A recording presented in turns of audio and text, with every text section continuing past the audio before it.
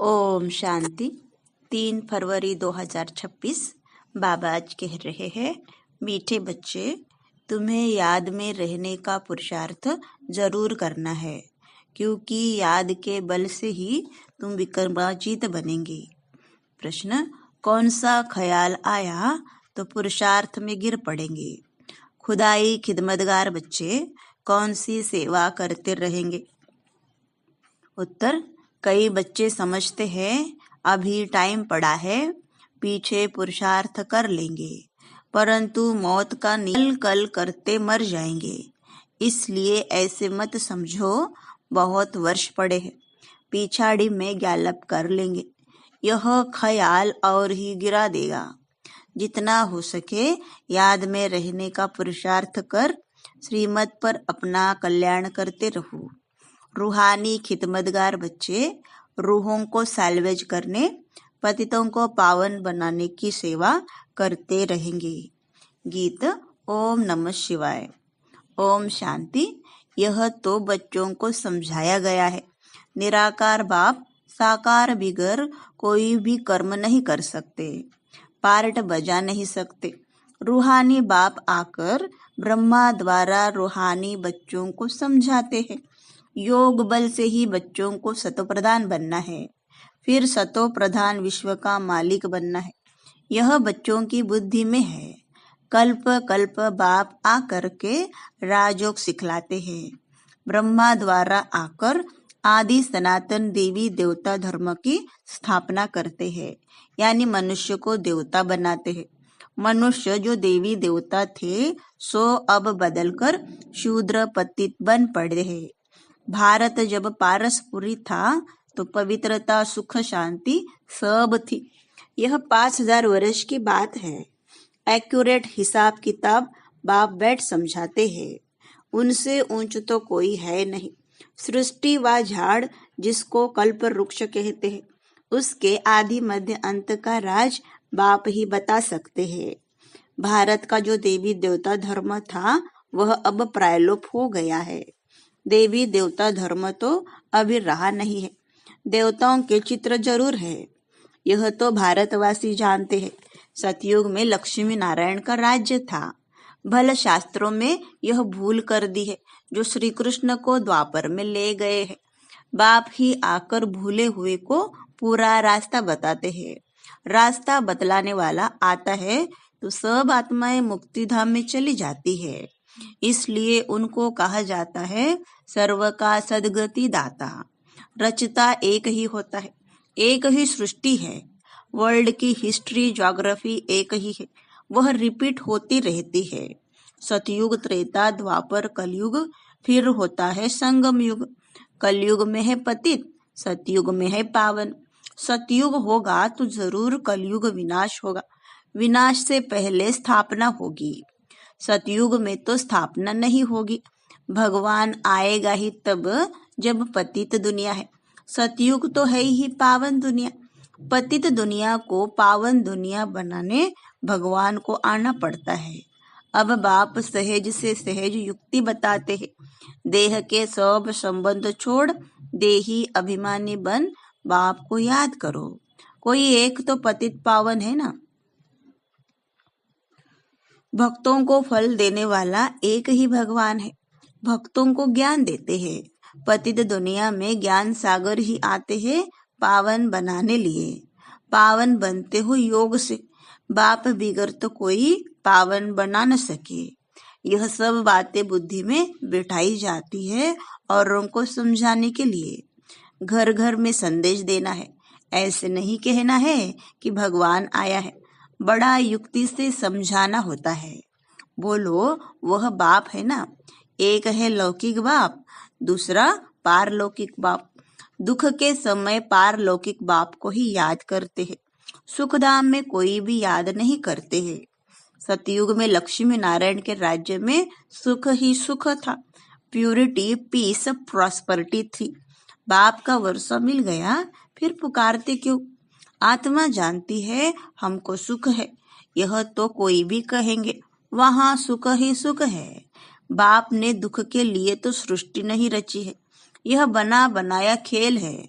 जिनका पार्ट पिछाड़ी में है 2-4 जन्म लेते हैं वह जरूर बाकी समय शांति में रहेंगे। बाकी ड्रामा के खेल से ही निकल जाए यह हो नहीं सकता। खेल में तो सबको आना होगा। 1-2 जन्म मिलते हैं तो बाकी समय जैसे कि मोक्ष में है। आत्मा पार्टधारी है ना, कोई आत्मा को ऊंच पार्ट मिला हुआ है, कोई को कम। यह भी अभी तुम जानते हो। गाया जाता है ईश्वर का कोई अंत नहीं पा सकते, बाप ही आकर अंत देते हैं। रचता और रचना के आदि मध्य अंत का। जब तक रचता खुद न आए तब तक रचता और रचना को जान नहीं सकते। बाप ही आकर बतलाते हैं, मैं साधारण तन में प्रवेश करता हूँ। मैं जिसमें प्रवेश करता हूँ वह अपने जन्मों को नहीं जानते। उनको बैठ 84 जन्मों की कहानी सुनाता हूँ। कोई के पार्ट में चेंज नहीं हो सकती। यह बना बनाया खेल है। यह भी किसके बुद्धि में नहीं बैठता है।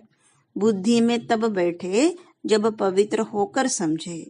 अच्छी रीति समझने के लिए ही 7 रोज भट्टी है। भागवत आदि भी 7 दिन रखते हैं। यहाँ भी समझ में आता है। कम से कम 7 दिन के सिवाय कोई समझ नहीं सकेंगे।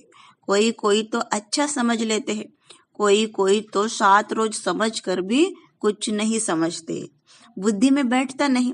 कह देते हैं हम तो 7 रोज आया। हमारी बुद्धि में कुछ बैठता नहीं। ऊंच पद पाना नहीं होगा तो बुद्धि में बैठेगा नहीं। अच्छा, फिर भी उनका कल्याण तो हुआ ना। प्रजा तो ऐसे ही बनती है। बाकी राज्य भाग्य लेना उसमें तो गुप्त मेहनत है। बाप को याद करने से ही विकर्म विनाश होते हैं। अब करो न करो, परंतु बाप का डायरेक्शन यह है। प्यारी वस्तु को तो याद किया जाता है ना।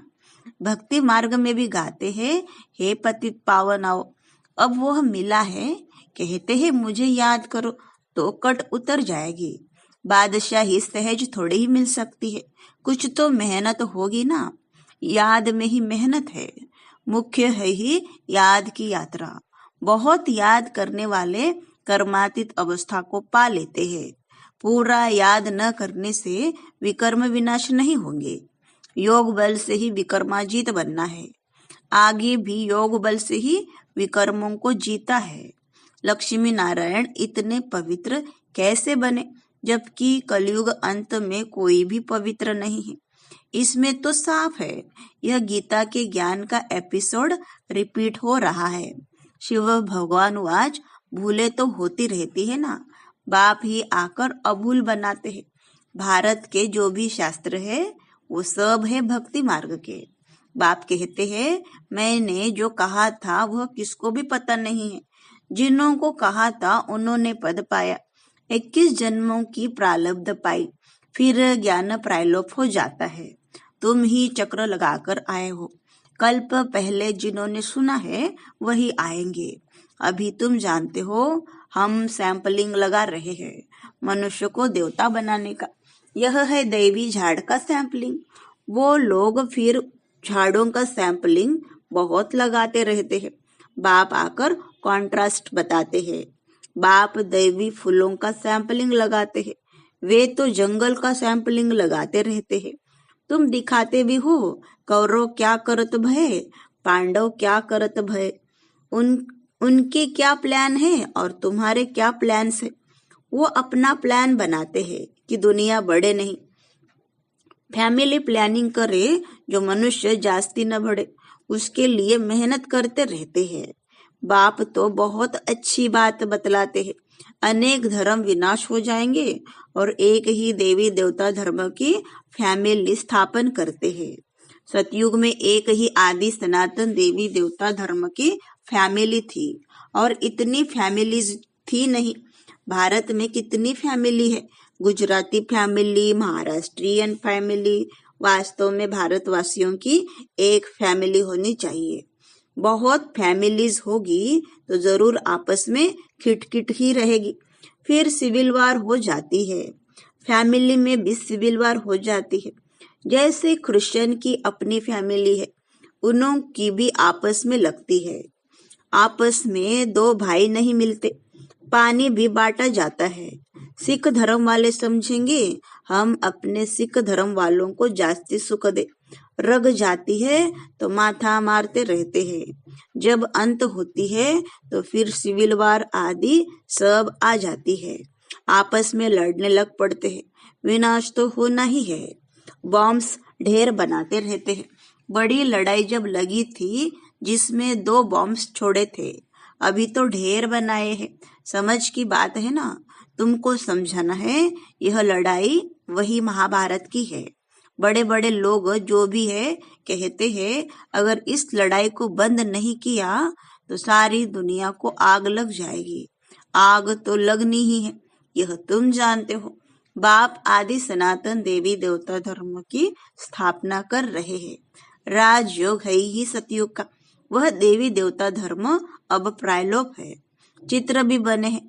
बाप कहते हैं कल्प पहले मुहाफिक जो विघ्न पढ़ने होंगे वह पढ़ेंगे।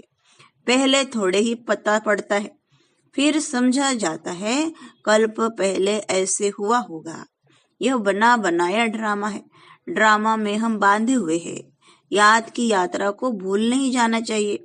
इनको परीक्षा कहा जाता है। याद की यात्रा में ठहर नहीं सकते हैं, थक जाते हैं। गीत है ना, रात की राही थक मत जाना। इसका अर्थ कोई समझ न सके। यह है याद की यात्रा, जिससे रात पूरी हो दिन आ जाएगा। आधा कल्प पूरा हो फिर सुख शुरू होगा। बाप ने ही मन मनाभव का अर्थ भी समझाया है। सिर्फ गीता में श्री कृष्ण का नाम डालने से वह ताकत नहीं रही है। अब कल्याण तो सबका होना है। गोया हम सब मनुष्य मात्र का कल्याण कर रहे हैं। भारत खास और दुनिया आम, सबका श्रीमत पर हम कल्याण कर रहे हैं। कल्याणकारी जो बनेंगे तो वर्षा भी उनको मिलेगा। याद की यात्रा के सिवाय कल्याण हो न सके। अभी तुमको समझाया जाता है, वह तो बेहद का बाप है। बाप से वर्षा मिला था। भारतवासियों ने ही 84 जन्म लिए हैं। पुनर्जन्म का भी हिसाब है। कोई समझते नहीं कि 84 जन्म कौन लेते हैं। अपने ही श्लोक आदि बनाकर सुनाते रहते हैं। गीता वही टीकाएं अनेक लिख देते हैं। गीता से तो भागवत बड़ा कर दिया है। गीता में है ज्ञान, भागवत में है जीवन कहानी। वास्तव में बड़ी गीता होनी चाहिए। ज्ञान का सागर बाप है, उनका ज्ञान तो चलता ही रहता है। वह गीता तो आधा घंटे में पढ़ लेते हैं। अभी तुम यह ज्ञान तो सुनते ही आते हो। दिन प्रतिदिन तुम्हारे पास अनेक लोग आते रहेंगे, धीरे धीरे आएंगे। अभी ही अगर बड़े बड़े राजाए आ जाए फिर तो देरी न लगे, झट आवाज निकल जाए। इसलिए युक्ति से धीरे धीरे चलता रहता है। यह है ही गुप्त ज्ञान। किसको पता नहीं है कि यह क्या कर रहे हैं। रावण के साथ तुम्हारी युद्ध कैसे है, यह तो तुम ही जानो और कोई जान न सके। भगवान आज तुम सत्वप्रधान बनने के लिए मुझे याद करो तो पाप नाश हो जाएंगे। पवित्र बनो तब तो साथ ले जाओ। जीवन मुक्ति सबको मिलनी है। रावण राज्य से मुक्ति हो जाएगी। तुम लिखते भी हो हम शिव शक्ति ब्रह्मा कुमार कुमारियां श्रेष्ठाचारी दुनिया स्थापन करेंगे परमपिता परमात्मा की श्रीमत पर। 5000 वर्ष पहले मुहाफिक, 5000 वर्ष पहले श्रेष्ठाचारी दुनिया थी। यह बुद्धि में बिठाना चाहिए। मुख्य मुख्य पॉइंट्स बुद्धि में धारण होंगी तब याद की यात्रा में रहेंगे। पत्थर बुद्धि है ना, कोई समझते हैं अभी टाइम पड़ा है, पीछे पुरुषार्थ कर लेंगे। परंतु मौत का नियम थोड़े ही है। कल मर जाए तो कल कल करते मर जाएंगे। पुरुषार्थ तो किया नहीं, इसलिए ऐसे मत समझो बहुत वर्ष पड़े हैं, पिछाड़ी में गालप कर लेंगे। यह ख्याल और ही गिरा देंगे। जितना हो सके पुरुषार्थ करते रहो। श्रीमत पर हर एक को अपना कल्याण करना है, अपनी जांच करनी है। कितना बाप को याद करता हूँ और कितना बाप की सर्विस करता हूँ। रूहानी खुदाई खिदमतगार तुम हो ना। तुम रूहों को सैल्वेज करते हो। रूह पतित से पावन कैसे बने उसकी युक्तियां बतलाते हैं। दुनिया में अच्छे और बुरे मनुष्य तो होते ही है, हर एक का पार्ट अपना अपना है। यह है बेहद की बात। मुख्य टाल टालियां ही गिनी जाती है, बाकी तो पत्ते अनेक हैं। बाप समझाते रहते हैं, बच्चे मेहनत करो, सबको बाप का परिचय दो तो बाप से बुद्धि योग जुट जाए। बाप सब बच्चों को कहते हैं, पवित्र बनो तो मुक्ति धाम में चले जाएंगे। दुनिया को थोड़े ही पता है कि महाभारत लड़ाई से क्या होगा। यह ज्ञान यज्ञ रचा गया है क्योंकि नई दुनिया चाहिए। हमारा यज्ञ पूरा होगा तो सब इस यज्ञ में स्वाहा हो जाएंगे। अच्छा, मीठे मीठे सिखलते बच्चों प्रति माता पिता बाप दादा का याद प्यार और गुड मॉर्निंग। रूहानी बाप की रूहानी बच्चों को नमस्ते। हम रूहानी बच्चों की रूहानी बाप दादा को याद प्यार गुड मॉर्निंग और नमस्ते। धारणा के लिए मुख्य सार, पहली पॉइंट, यह बना बनाया ड्रामा है, इसलिए विघ्नों से घबराना नहीं है। विघ्नों में याद की यात्रा को भूल नहीं जाना है। ध्यान रहे याद की यात्रा कभी ठहर न जाए। दूसरा, पारलौकिक बाप का परिचय सबको देते हुए पावन बनने की युक्ति बतलानी है। दैवी झाड़ का सैंपलिंग लगाना है। वरदान, मैंपन का त्याग कर सेवा में सदा खोए रहने वाले त्याग मूर्त सेवाधारी भव। सेवाधारी सेवा में सफलता की अनुभूति तभी कर सकते हैं जब मैंपन का त्याग हो।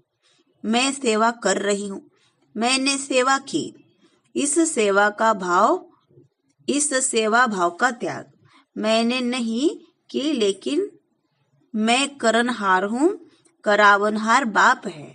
मैंपन बाप के लव में लीन हो जाए, इसको कहा जाता है सेवा में सदा खोए रहने वाले त्याग मूर्त सच्चे सेवाधारी। कराने वाला करा रहा है, हम निमित्त है।